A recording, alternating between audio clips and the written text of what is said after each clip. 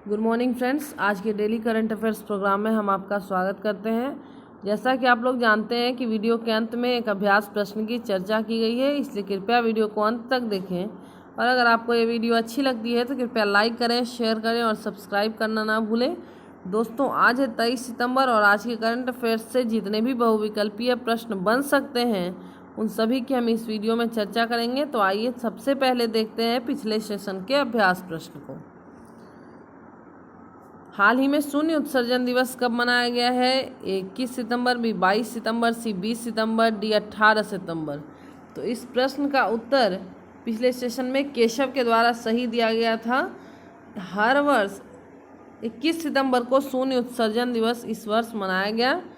21 सितंबर को दुनिया भर में शून्य उत्सर्जन दिवस मनाया गया है। इस आयोजन का मुख्य उद्देश्य हमारे ग्रह को वर्ष में एक दिन का अवकाश देना है। इसका उद्देश्य वैश्विक स्तर पर एक दिन के जीवाश्म ईंधन के दोहन पर 24 घंटे के लिए रोक लगाना है। आप यहाँ इमेज में देख पा रहे हैं। मोटो क्या है? Net zero carbon. सेशन का पहला प्रश्न है, नासा का वाइपर रोवर 2023 में चंद्रमा के किस ध्रुव पर उतरेगा? ए उत्तरी, बी दक्षिणी, सी पूर्वी, डी पश्चिमी। तो नासा का वाइपर रोवर 2023 में चंद्रमा के दक्षिणी ध्रुव पर उतरेगा। आइए डिटेल में जानते हैं। नासा का volatiles investigation polar explorations over यानी वाइपर 2023 में चंद्रमा के दक्षिणी ध्रुव पर नोबल क्रिएटर के पास उतरेगा। यह मुख्य रूप से चंद्रमा की सतह पर पानी और अन्य संसाधनों की खोज करने के साथ साथ उसका एक नक्शा तैयार करेगा। चंद्रमा के दक्षिणी ध्रुव पर जाने वाला यह पहला मिशन होगा। यह वैज्ञानिकों को चंद्रमा पर संसाधनों के वितरण को बेहतर ढंग से समझने के लिए मदद करेगा। आइए इमेज में देखते हैं। अगला प्रश्न है, वर्ल्ड राइनो डे कब मनाया जाता है? ए 21 सितंबर, बी 22 सितंबर, सी 23 सितंबर, डी 24 सितंबर। तो हर वर्ष वर्ल्ड राइनो डे 22 सितंबर को मनाया जाता है। आइए डिटेल में जानते हैं। कल यानी 22 सितंबर को वर्ल्ड राइनो डे के रूप में मनाया गया है। इस दिवस को एशिया और अफ्रीका में पाए जाने वाले राइनो यानी गेंडों की सभी 5 प्रजातियों के लिए संरक्षण और उनके प्रति जागरूकता बढ़ाने के लिए मनाया जाता है। इस साल वर्ल्ड राइनो डे की 10वीं वर्षगांठ भी है। अगला प्रश्न है, हाल ही में किन्हें भारतीय वायुसेना का नया chief of the air staff नियुक्त किया गया है? काफ़ी इंपॉर्टेंट क्वेश्चन होगा यह। A air marshal V R Chaudhary, B air marshal K M Chaudhary, C air marshal A R Bhadauria, D air marshal B R Mittal.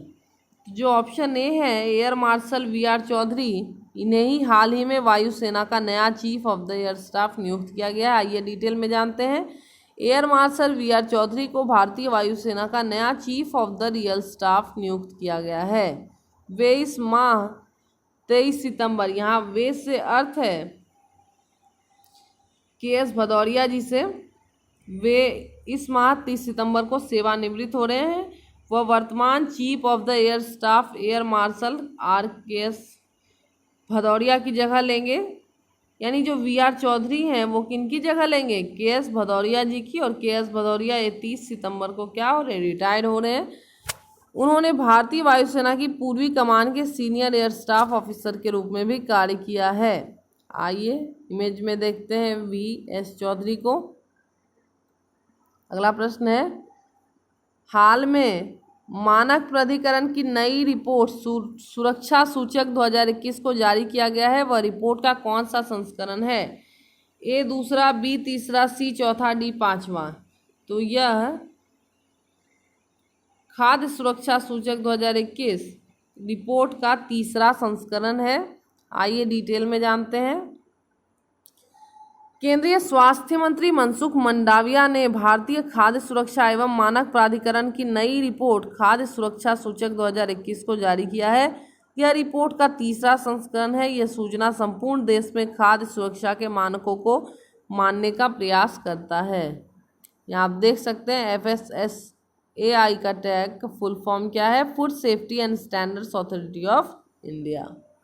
अगला प्रश्न है, हाल ही में भारत के 2 नए समुद्रों को प्रतिष्ठित ब्लू फ्लैग पद से सम्मानित किया गया है वह दोनों तट कौन कौन से हैं? तमिलनाडु का कोवलम तट और दूसरा पुदुचेरी का ईडन तट, बी गुजरात का मांडवी तट और तमिलनाडु का कोवलम तट, महाराष्ट्र का मारवे तट और गुजरात का दीव तट, गोवा का नका बगा तट और केरल वकरला तट।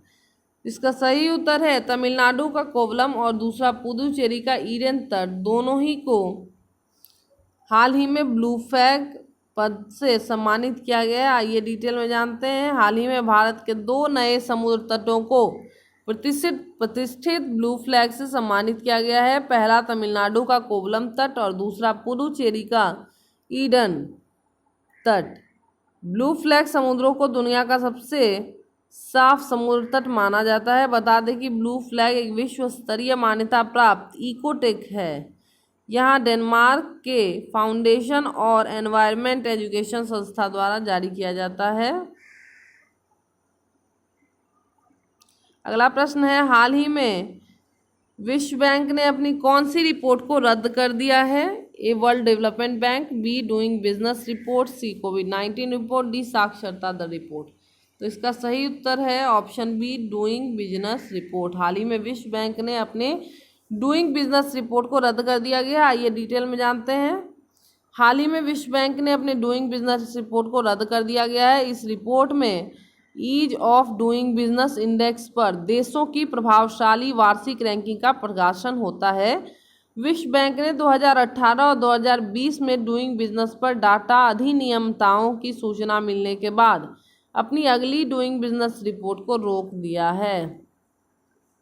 अगला प्रश्न है, NBFC power finance corporation limited के वर्तमान अध्यक्ष और प्रबंधक कौन है? ARS Dhillon, BRS Mittal, CRS Bhadauria, CRS Bhardwaj. तो इसका सही उत्तर है ऑप्शन ARS ढिल्लन।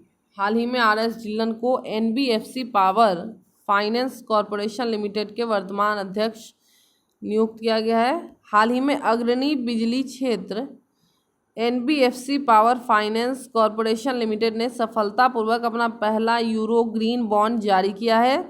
यह भारत की तरफ से जारी किया जाने वाला पहला यूरो मूल्य वर्ग का चीन ग्रीन बॉन्ड है। 7 साल की यूरो 300 मिलियन बॉन्ड की कीमत 1.84% रखी गई है। इसके वर्तमान अध्यक्ष और प्रबंधक RS ढिल्लन हैं। यहाँ आप इमेज में देख पा रहे हैं RS ढिल्लन जी को। आइए अगला प्रश्न देखते हैं।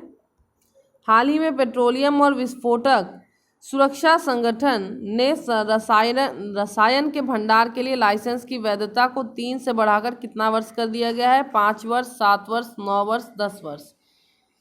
तो लाइसेंस की वैधता को 3 वर्ष से बढ़ाकर 10 वर्ष कर दिया गया है। आइए डिटेल में जानते हैं इस प्रश्न के बारे में। हाल ही में सरकार ने बेरूत में हुए धमाके से सबक लेते हुए अमोनियम नाइट्रेट से जुड़े नियमों में बदलाव किए हैं। नए नियमों के मुताबिक अमोनियम नाइट्रेट का भंडार बंदरगाह क्षेत्र से कम 500 मीटर की दूरी पर रखा जाएगा। पेट्रोलियम और विस्फोटक सुरक्षा संगठन ने रसायन के भंडारण के लिए लाइसेंस की वैधता को 3 से बढ़ाकर 10 वर्ष कर दिया गया है। आइए अगला प्रश्न देखते हैं, जो कि सेशन का अभ्यास प्रश्न है। अगर आपको इसका उत्तर पता हो तो जाकर हमारे कमेंट बॉक्स में दें। हाल ही में national sample survey office NSSO की रिपोर्ट के मुताबिक भारत में नर्स डॉक्टर का अनुपात कितना होने का अनुमान लगाया गया है? यानी जो NSSO की रिपोर्ट है उसके अनुसार भारत में नर्स डॉक्टर का अनुपात कितने होने का अनुमान लगाया गया है? इसका सही उत्तर आप हमारे कमेंट बॉक्स में देंगे। धन्यवाद दोस्तों। और पिछले सेशन के अभ्यास प्रश्न का सही उत्तर केशव के द्वारा दिया गया था। मिलते हैं फिर कल। Thank you. अगर आपको ये वीडियो अच्छी लगती है तो लाइक, शेयर और सब्सक्राइब करना ना भूलें।